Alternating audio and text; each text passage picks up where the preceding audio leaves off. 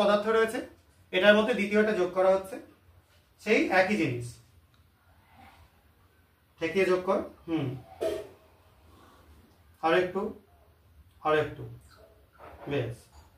দেখো এটা কি হয়ে যাচ্ছে, আস্তে আস্তে বর্ণটা গায়েব হয়ে যাচ্ছে।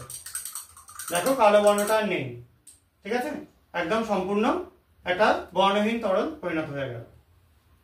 এবার তৃতীয় যেটা রয়েছে সেটা দেখো, গোলাপি বর্ণের একটা পদার্থ রয়েছে, এইটাই সাদা বর্ণের জিনিসটাই যোগ করবে অরিত্র। অরিত্র যোগ কর, ওটাকে হাতে করে তুলে নে। এই খোঁচা অংশটা দিয়ে যোগ কর। হ্যাঁ, দেখো কি সুন্দর বাবলস উঠছে। আবার দেখো আরেকটু যোগ কর, বেশ।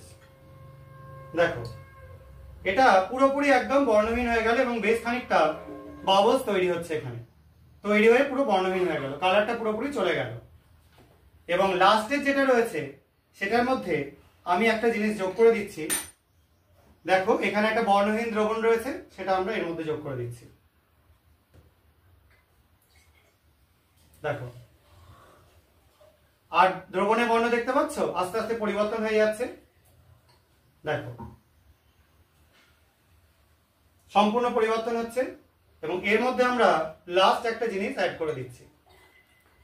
দেখো দ্রবণের বর্ণটা